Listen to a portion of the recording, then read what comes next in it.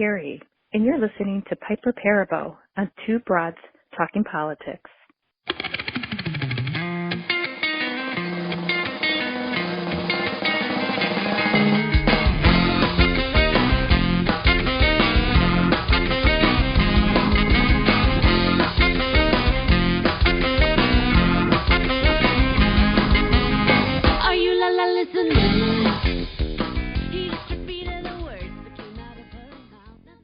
Hey everyone, this is Kelly with Two Broads Talking Politics, part of the Dumbcast Podcast Network. I'm on with my co-host Sophy. Hey Sophy. Hey Kelly. And today we are thrilled to be joined by activist and actress Piper Perabo. Hi Piper. Hi, how are you guys? Super excited to have you on with us.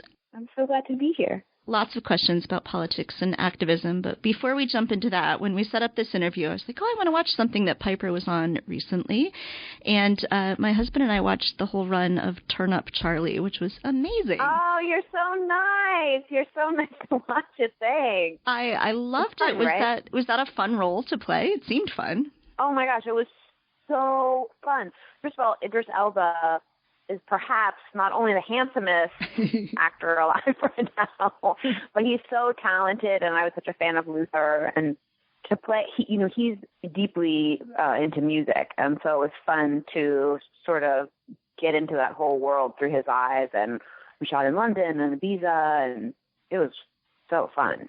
So fun. Cool. Well, I loved it, so everybody should go on Netflix and check it out. I don't know why I didn't hear more about it when it first came out, so I'm telling you all right now, go watch it. So I wanted to ask how you first got involved in politics. You're sort of really deeply involved in activism and politics now. How did that all come about? Before the 2016 election, the only I shouldn't say only, but the sole activism I was doing was I worked with the International Rescue Committee, which is a refugee organization that sort of covers global crisis around the world, both natural disaster and conflict. And I have a cousin who does refugee resettlement here in the United States, and he had told me about it. And they're such an old organization. They're started by Einstein, and their headquarters are here in New York, where I live. And I was doing this show, Covert Affairs, at the time, so I traveled a lot, and I had been in Turkey, where I was filming Istanbul, where I had seen Syrian families sleeping along the Bosphorus, and learned a lot about what was going on with the Syrian refugee crisis. And so that was sort of where I put my activism portion of my life. And then the 2016 election happened. And when I heard the Access Hollywood tapes, the first time they were played on the news, I was so shocked that men could, adult, educated people would talk like that about women and sort of laugh about assault like that. And I thought, well, at least he'll be gone now. At least Trump's out of the race, because this is for sure going to end his candidacy. And, obviously not only did it not end his candidacy, he won. And so I was so shocked and realized kind of how naive I had been, and the kind of bubble of privilege and naivete that I was living in. And I heard Dream Hampton on this actually on a podcast. This podcast that W. Kamau Bell and Harit Kujabolu, they don't even do it anymore, but it's so cool. It's called Politically Reactive. And a friend of mine who had been active in the Occupy movement had told me about it. And they had Dream Hampton on as a guest, who's a activist, and she also made that documentary Surviving R. Kelly. People may know her from that. Anyway, she had said John Legend had come to her and said he wanted to get involved in criminal justice reform. And she said, if you really want to get involved, you should go everywhere you're invited, every march, every speech, every rally, every fundraiser, everything that you can get into, and listen for a year and don't say anything. Just listen and see who's on the ground and who shows up and what they're doing. And then in a year, you can start to talk a little about criminal justice reform. And so I thought, okay, well, I don't know any professional, movement leaders, so I'll just do what Dream says. And so I just went to every march. The first fundraiser I did was for Doug Jones, who was running in that special election for Senate in Alabama. I didn't know anybody in Alabama, but I thought, well, I think Jones should be the senator, so let me see how I can help. And, I mean, I was really green, but sort of threw myself in 1,000% because I was so upset about what happened. I thought, I'm either going to just spend the next 4 years crying or the next 4 years trying to be part of the solution. So I know you've been involved with VoteRunLead on the advisory board. I'm wondering if you could tell us a little bit about that organization and sort of your involvement in it. Yeah, VoteRunLead is an organization, a nonpartisan organization that trains women to run for office. And Erin Velarde, who used to be part of the White House Project, I don't even know how, I think we were introduced through Monica Ramirez, who runs Justice for Migrant Farm Workers. And I went to a training, it was during the United States of Women conference, which I was in, that one was in LA, and I had been in LA filming at the time. And so big women's conference on politics, that's like the kind of thing I'm supposed to go to now. So, I mean, I feel like that's where you go and like learn, and you never know, like, these conferences are so amazing because sometimes you hear Michelle Obama speak, and sometimes there's a breakout session on how to door knock, and then there's people talking about disability rights and trans rights and women's rights and reproductive justice, and it's just all there for the learning if you just get out of your shell and go to these things and start listening. And I went to go watch a training, I think, when they were saying they're going to train women to run for office, and I thought, well, what does that look like? And they were teaching how to give a stump speech, how you write your own stump speech. And these are women who were going to run for, like, some of them, Ilhan Omar had already been a part of it, who is a congresswoman from Minnesota, and Lauren Underwood went through that program, who's a congresswoman out of Illinois. But these were also women who were running for, like a tiny municipal election or city council or town council or school board. And it was so inspiring to watch them learn how to articulate their concerns and their own personal story into a stump speech. And so then I started talking with VoteRunLead, and eventually I started working with them, and I'm on the national board, and it's only scaled up. I think VoteRunLead has trained like 33,000 women to run for office. It's an amazing organization, and it really is a place where you can start at zero. It's like, I don't know how to run for office, and I'm thinking of running. You only have to be like sort of thinking about it, and you go to one of these trainings, and they teach you how to do it. Is that part of why you got interested in local politics? Everybody right now is so obsessed with national politics. I just got back from Politicon, where all they talk about is national politics. But it's so important that we think about all these little races. And so you're doing that now. You're really encouraging people to think about, these state legislature seats in Mississippi and Virginia. Is that why you got interested in those, or, what drives that? I think getting involved with VoteRunLead sort of woke me up to all these seats where incumbents were running without a challenger. And I thought, well, wait. Like, I know a bunch of smart women that can go run against that guy and do a better job. And I also realized that, especially during the Trump administration, a lot of our rights that he and his administration are putting into jeopardy, like for reproductive rights, for instance, we can protect at the state level if we have people in the state legislature who are standing up for us and have the same values as us. And it's not just things like reproductive rights. It's also environmental, minimum wage, voter suppression, healthcare. There's all kinds of things that we can protect at a state level that are decided by our state legislature. And a lot of people, I didn't know who my state legislators were before the Trump administration. And I think I decided to get arrested protesting Kavanaugh's nomination to the Supreme Court. And part of the fear with Kavanaugh is that the way that he could overturn Roe is that some state legislature is going to send a abortion law up through the courts, and it gets challenged and goes up through the courts, and it gets to the Supreme Court, and that's how he can curtail our reproductive rights. And so, again, that's state legislature. And so I just realized the power of these offices, even sheriffs. I was talking to this one woman who who helps people run for sheriff. And some sheriff races can be won for about $1,000. Cost about $1,000 to run a sheriff's campaign. And sheriffs are who directly impact the law enforcement in your community. So if you're unhappy with the police and the law enforcement in your community and how it's being run, your sheriff is who's in charge of that. So, when we want to change what's going on in our daily lives, how government and law enforcement affects you in your daily life, it's really state and local government. Yeah. And I don't know, I agree with you. Like, people get really caught up in, is it Warren? Is it Biden? Is it Castro?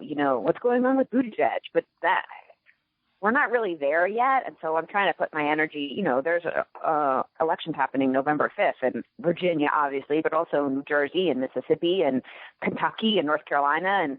And so we can make change right now. We don't have to wait till 2020. Your birthday was this month, and you are using it to raise money for Run for Something, which is an organization that we love. Oh, good. We have interviewed lots and lots of Run for Something candidates over the past couple of years. But why did you pick Run for Something to raise money for, and then, of course, encourage people to go give to that? Well, one of the early things I went to trying to learn about politics and the progressive movement and women in leadership was Amanda Littman, who's in charge of Run for Something, wrote a book, which I think is called Run for Something. It's here on my desk somewhere. And she was being interviewed by Lauren Duca, who writes for Teen Vogue and a lot of cool places. And it was at a bookstore in Brooklyn. So I thought, that's one of the things I should go to. So I went over, and Amanda is so smart. And she, like VoteRunLead, Amanda is focused on, her focus is progressive candidates, young, diverse, down ballot. And I just thought she was so smart, and her way of sort of recruiting and vetting and supporting these candidates is so incredible. And she's doing it, across the nation. And I had seen at some point in September, I saw her tweet something about, there are seats in Texas that are where people are running without a challenger, and we want to try and recruit more people to run in Texas, but we need more money. Like, it was a fundraising tweet, and so I DM'd her, and I was like, I can donate, but how can I do more than that? And she was like, can you like throw a big fundraiser? And I said, no, I'm filming. And so we started talking about it, and I was like, what if I'm just like fundraising through my Twitter? And she was like, yeah. So we started talking about how to do that. That's excellent. So Amanda went to the same college I went to, but she graduated 12 No way. She went to Northwestern like I did, but she graduated 12 years after I did. So Amanda is one of these brilliant young people. I know, some of these people get so much done in a year. I'm kind of in awe. It's like, I do as much it's all relative. Depends all the things you have going on in your life, but she's one of those impressive people that you think, like, how can you fit all that into a day? And write a book, it's so cool. Yeah. So as people are looking forward to November 5th, which is coming up very quickly now, what are, there's limited time, people have limited money. Are there particular races, particular things you'd like to encourage people to be focusing on in the next week or so? I'll say there's a group called Future Now that I really like that is supporting 11 candidates in the Mississippi State Legislature. And they're young and diverse and smart and great candidates. And so I'm really trying to shout out about those 11 candidates that are on the Future Now slate. And my favorite candidate on November 5th is Jennifer Riley Collins, who's running for Attorney General of Mississippi. And she's a woman of color. She was 30 years in military intelligence. She is from Mississippi, and she's the Democratic candidate for Attorney General. And I just think we don't always get these incredible people. Sometimes you're like, who's the Attorney General? When you're thinking about some of the people that run. And so the minute I read about Jennifer Riley Collins, I was just so excited and impressed that such a strong candidate was running. So if I had to pick a favorite candidate for November 5th, it's Jennifer Riley Collins for Attorney General of Mississippi. Well, we'll definitely be sure to put her link up then. Please. She's so great. When you watch one video of her and you will be on board. What about you guys? I know Is there candidates that you're really excited about for November 5th?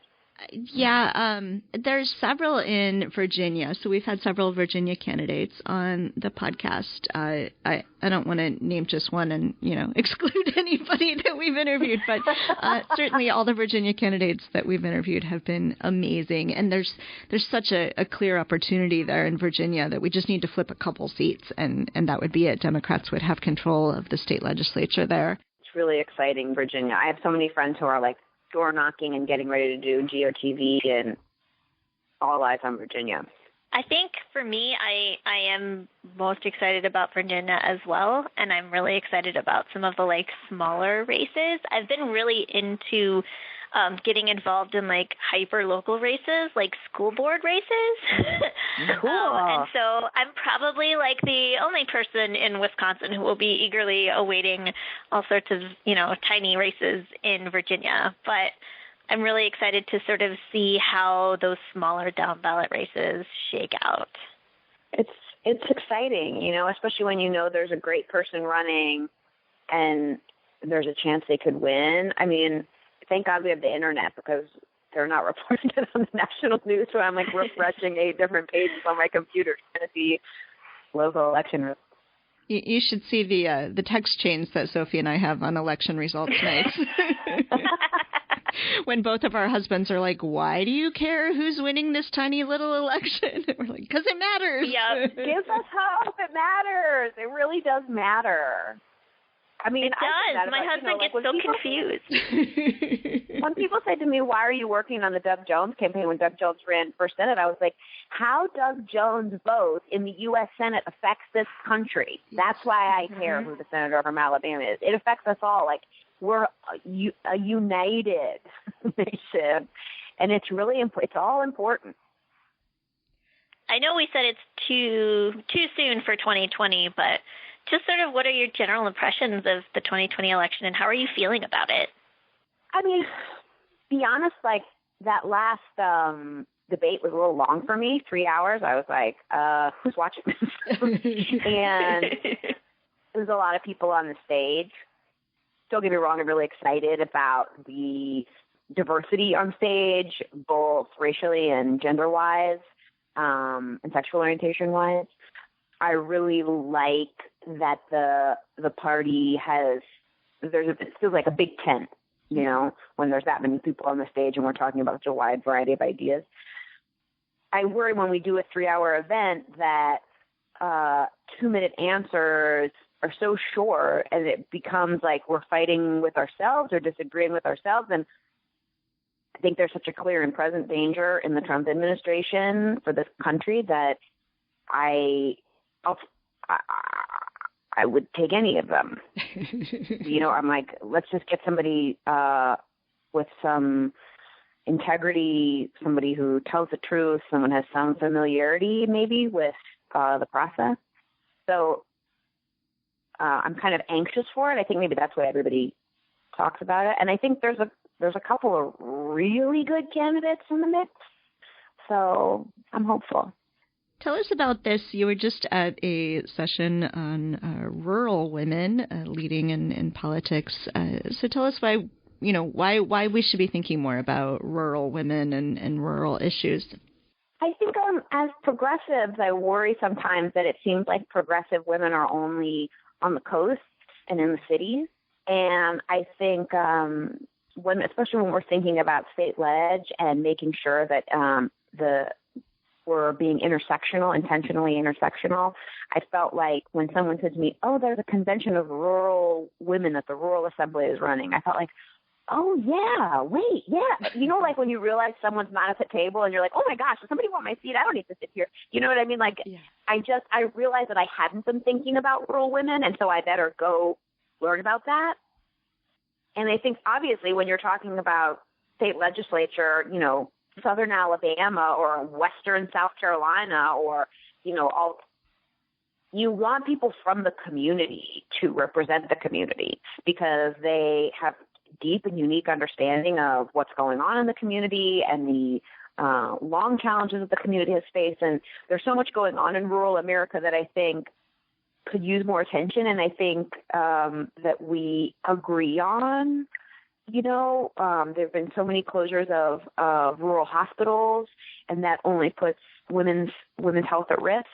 And also, even from a climate change perspective, rural women have deep connections to the land and farming, and so they want proper land and water management, just like, the Sunrise Movement kids do. And we don't all use the same labels and words, but I feel like the goals in some ways are very similar, and we need to be at the same table. So I really went to listen.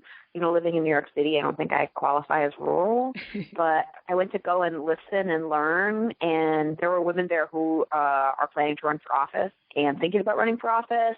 There was a lot of indigenous women there, women from Minnesota and North Dakota. And there's a lot of voter suppression happening in North Dakota with indigenous people on the reservations. And so I don't know enough, and so that's why I really wanted to go and listen and learn. Excellent. I think it's so important. When I was at Netroots this summer, I went to a session about reaching rural voters, and I thought, there weren't enough people there, because there is no good reason that progressive values shouldn't speak to rural America. I think, in fact, that they make a lot of sense, and we just need to find ways to communicate that in a language that people will understand.